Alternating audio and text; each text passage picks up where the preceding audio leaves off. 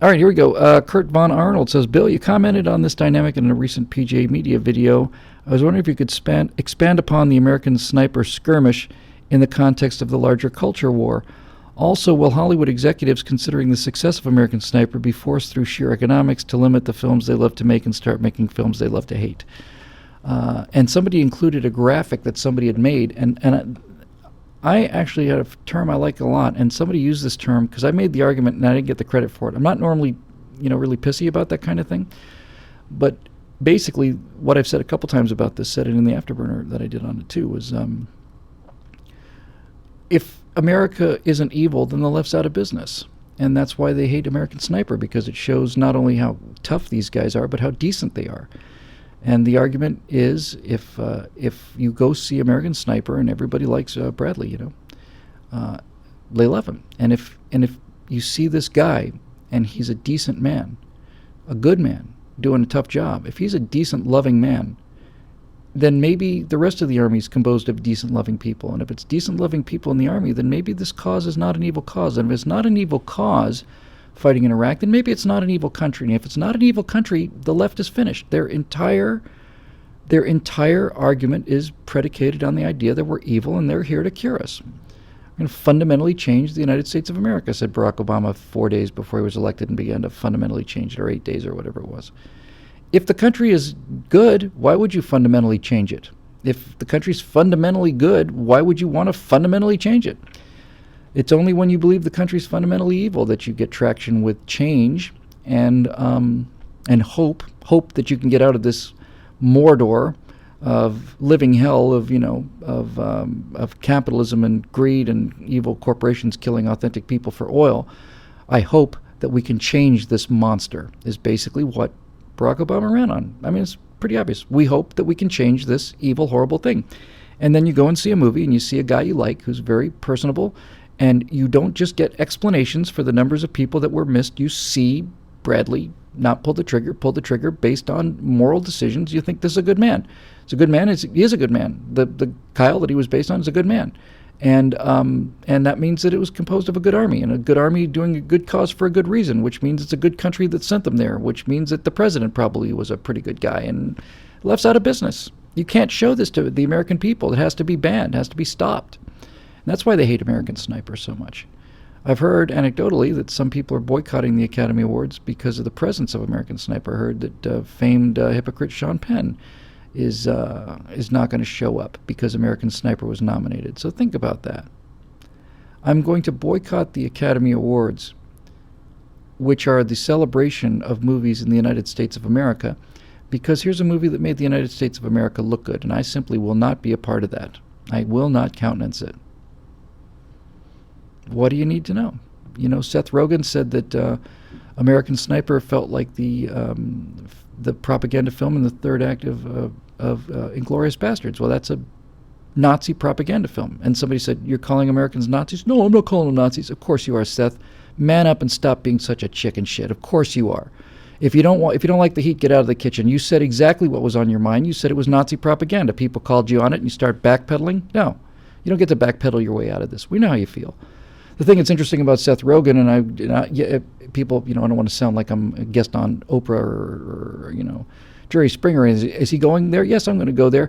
Seth Rogen, I would imagine, lost a fair number of ancestors to the Nazis, and I get a feeling that they're in heaven looking down on him, comparing the United States of America to Nazi Germany, and wanting to smack him upside his fat little face. What do you do about these people? I don't know. I don't know what you do about them. I know that it. See, the problem with American Sniper is, if you had made American Sniper the way that, let's say, Brian De Palma, who made Redacted. If you make American Sniper the way that Brian De Palma would have made it, he's a murderer. And the nobility would have been somebody calling him, or maybe at the end of the movie he would have realized he's a murderer working for evil, and he would have woken up, and he would have burst through the corporate, war for oil kind of mentality, and he would have realized how awful he was, and he would have made amends or atoned for it or something like that. That's how they would have made it. So but the problem is this: if you do that, if you have a guy whose job is killing people with a high-powered rifle, and you're a leftist and you believe in things like gun control and all this other stuff, then you cannot have a man using a rifle for good. You can't have it. It's got to go.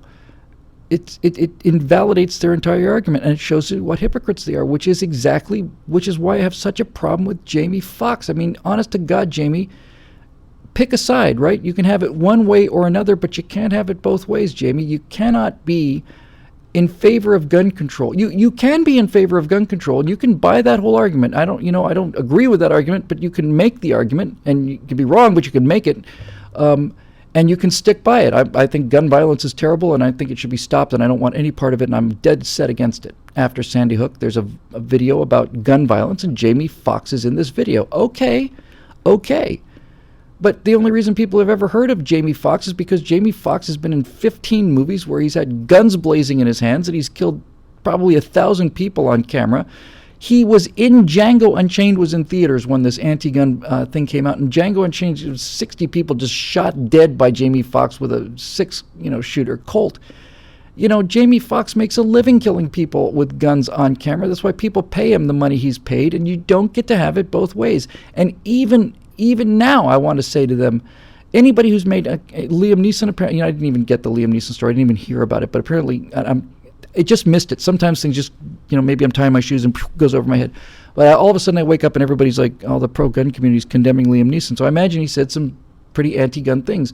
So my point is, okay, Liam, fair enough. If you think guns are awful, fair enough. Sign a pledge publicly and just tell the rest of us that you're never going to use a gun in a movie again. You will never pick up a gun in a movie again, Liam, right?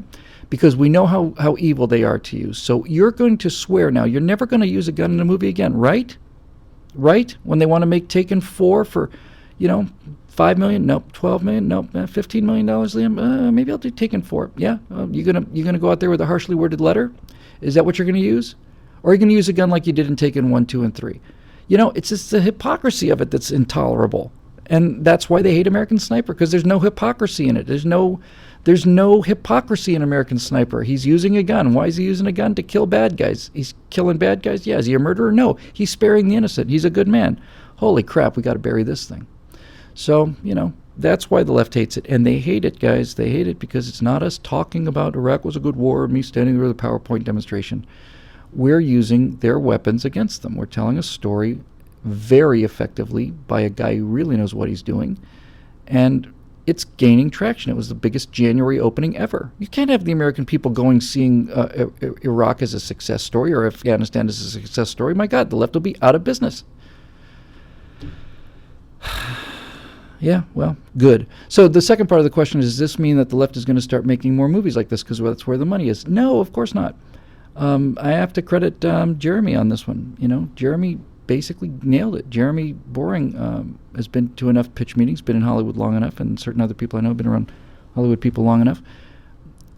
It's not their money.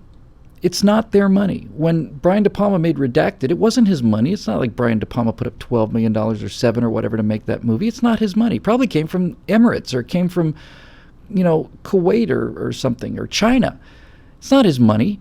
And so if you say this is the part that Jeremy was spot on, and I've never heard it put better than this. Jeremy is exactly right. Brian De Palma would rather go to a party in the Hollywood Hills, having made a movie stuffing it to the conservatives and those knuckle-dragging religious nuts and that idiot George Bush that made $25,000 because that was a domestic gross for a widescreen release of a film with an A-list director. $25,000. My book made more money than that in a weekend. Silent America made $28,000 in 4 days, and that was a self-published book from a guy with a blog. But Brian De Palma would rather go up there and have made Redacted and made $25,000 in profit than have gone up there and made Sniper and made $100 million in profit, because it's not about the money. It's about the pose.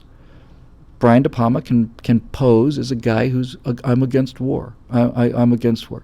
Really, Brian? What a frickin'... man, I've never come so close to censoring myself. I mean, that was that close.